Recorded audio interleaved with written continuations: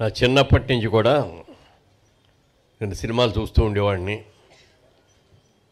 అక్కినేని నాగేశ్వరరావు గారు, సావిత్రి గారు అంటే నాకు చాలా ప్రాణం, ఇష్టం.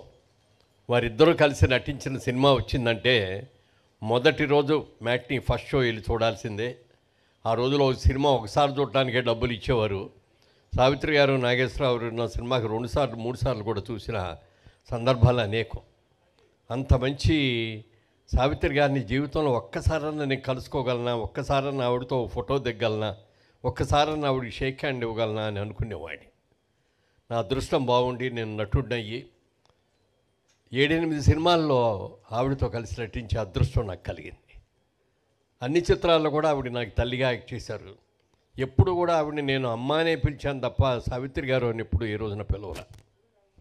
అలాగే ఆవిడ కూడా నన్ను అబ్బాయిని పిలిచేదే తప్ప ప్రేమతో మురళీమోహన్ అని కూడా ఎప్పుడు పిలిచేది కాదు. అంత ఆత్మీయంగా ఉండేవాడు. చాలా చాలా ఆవిడ ఎంత గొప్ప నటి అనేది వాళ్ళు గొప్పగా చెప్పక్కర్లేదు. ఇక ఆవిడ తర్వాత అలాంటి నటీమణి రాలేదు అన్న కూడా అది అతిశయోక్తి కాదు. ముఖ్యంగా మాయాబజార్ ఇక్కడ ఉన్న వాళ్ళందరూ మనందరం చూసే ఉంటాం. పెద్ద హిట్ అయింది. ఆ సినిమా రిలీజ్ అయిన తర్వాత ఈ సినిమాలో హీరో ఎవరో అని ఒక చర్చ జరిగిందట. అక్కినేని నాగేశ్వరరావు గారు అన్నారట, హీరో అంటే హీరో హీరోయిన్లు కలిపి డ్యూయెట్లో ఉన్నది ఎవరైతే వాళ్ళే హీరో, ఈ సినిమాలో నేనే హీరో అన్నారంట ఆయన. ఎన్టీ రామారావు గారు వచ్చి నేను కృష్ణుడు వేషం వేసా, కథంతా నడిపించేది నేనే హీరో అన్నారంట. ఎస్వి రంగారావు గారు వచ్చి అసలు సెకండ్ హాఫ్లో ఘటోద్గడు వచ్చాడు కానించి అసలు సినిమా లేచింది, ఆ సినిమాకి హీరో నేను అన్నా అంట. అప్పుడు పెద్ద మనిషి అన్నారంట, మీరెవ్వరూ హీరోలు కాదయ్యా ఈ సినిమాలో, హీరో హీరోయిన్లు 2 కూడా సావిత్రి అనయ్యా. ఆవిడ మాయా ఘటోద్గజుడు స్త్రీ రూపంలో ఉన్నప్పుడు చేసిన నటన దాని హైలైటు, ఆవిడ నిజమైన హీరో అని చెప్పి అన్నారట. అలా ఒక గొప్ప నటి. ఆవిడతో నాకున్న అనుబంధం నేను జీవితంలో మర్చిపోలేనిది. చాలా నేర్చుకున్నాను ఆవిడ దగ్గర కూడా. ఒకసారి చేసిన భాషల సినిమా మైసూర్లో షూటింగ్ జరుగుతుంటే ఆ షూటింగ్ చేసి నేను ఈవినింగ్ ఫ్లైట్కి వెళ్ళిపోవాలి. చాళుక్య హోటల్లోకి వెళ్ళి అక్కడ లిఫ్ట్ ఆన్ చేసేటప్పుడు పైనుంచి అది కిందకు వచ్చింది. డోర్లు ఓపెన్ చేయగానే ఎదురుగా సావిత్రి గారు ఉన్నారు. తెల్లటి చీర కట్టుకొని మంచి బొట్టు అది పెట్టుకొని చాలా అందంగా ఉన్నారు. అమ్మా చాలా అందంగా ఉన్నారు అన్న. నువ్వేంటి బాబు ఇక్కడికి వచ్చావు అన్నారు. అంటే షూటింగ్ కోసం వచ్చానమ్మా, అయిపోయింది అని. మీరేంటమ్మా ఇక్కడికి వచ్చారో అన్న. నాకు రేపటి నుంచి షూటింగ్ ఉంది, ఆ షూటింగ్ కోసం వచ్చాను. అమ్మ చాలా అందంగా చాలా చక్కగా ఉన్నారు, ఇదే మెయింటైన్ చేయడమ్మా అంటే మధ్యలో కొంచెం అనారోగ్యంతో తగ్గిన తర్వాత మళ్ళీ అంత అందంగా అనిపించారు. అలాగే బాబు తప్పకుండా అని చెప్పి అన్నారు. ఇద్దరు చెప్పాం. దురదృష్టవశాత్తు ఆ రోజు రాత్రే ఆవిడ డయాబెటిక్ కోమాలోకి వెళ్ళారు. అంటే ఆవిడ డయాబెటిక్ కోమాలోకి వెళ్ళబోయే టైంలో ఆఖరిగా ఆవిడని చూడగలిగింది నేను మాత్రమే. అలాంటి మహానటి చనిపోయింది అన్న తర్వాత కూడా మేము దుఃఖాన్ని తట్టుకోలేకపోయాం. ఇక్కడే హైదరాబాద్లోనే అన్నపూర్ణ స్టూడియోలో నాగేశ్వరరావు గారు, దాసర్ గారి డైరెక్షన్లో మేమందరం కలిసి యాక్ట్ చేస్తున్న సినిమా. అప్పుడు వార్త తెలిసింది చనిపోయారు ఆవిడ అని. తట్టుకోలేకపోయాం ముగ్గురం కూడా. దాసర్ గారు అయితే ఎప్పుడు కూడా సావిత్రి గారిని అక్క అక్క అంటారు, ఆవిడ కూడా అబ్బాయి అబ్బాయినే పిలిచేది ఆవిడ. అలాగే అక్కినేని నాగేశ్వరరావు గారు, సావిత్రి గారు ఎన్ని సినిమాలు చేశారో, ఎన్ని సూపర్ హిట్ చేశారో మీకు అందరికీ తెలుసు. మేము ముగ్గురు నిర్ణయించుకున్నప్పటికప్పుడు మనం టికెట్స్ తెప్పించేస్తాను, వెంటనే మనం ఢిల్లీ వెళ్దాం, మన చెన్నై వెళ్దాం, అంత్యక్రియల్లో మనం పాల్గొవాలి అని చెప్పి అనుకోవటం. ముగ్గురం కలిసి వెళ్ళాం అంత్యక్రియలకి.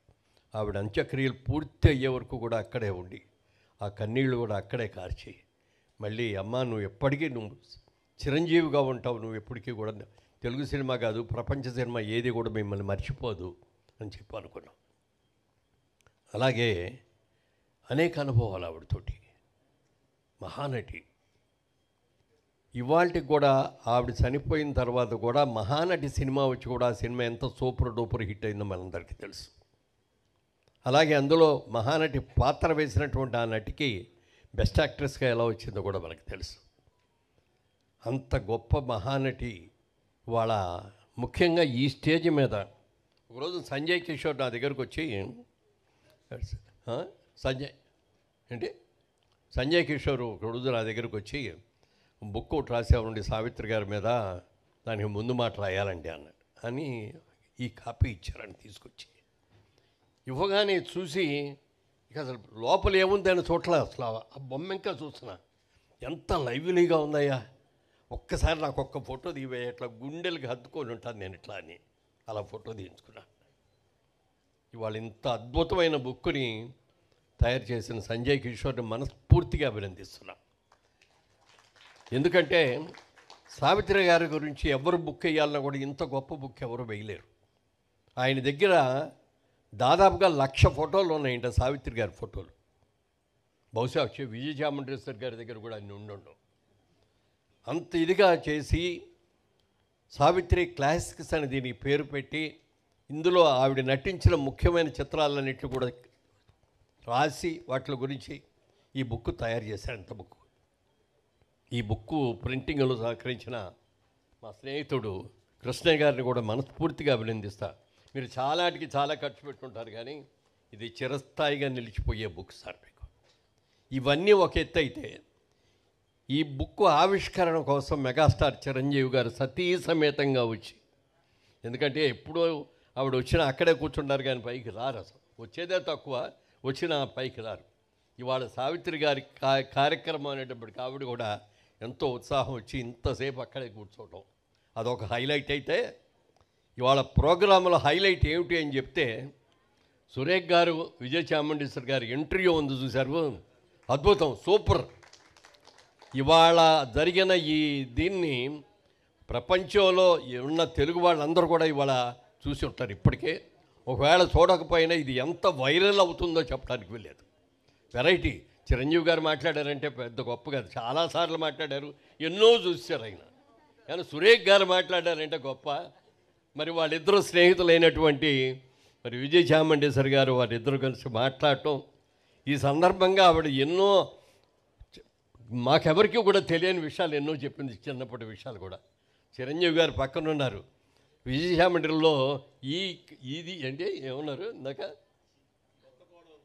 కొత్త కోణం, ఆవిళ్ళు కొత్త కోణం చూస్తాం అని చెప్పి ఎప్పుడు కూడా చాలా గంభీరంగా పెద్దగా నవ్వుతూనే మాట్లాడతారు, కానీ ఇంత చక్కగా ఇంత సరదాగా మాట్లాడటం ఇవాళే నేను చూడటం.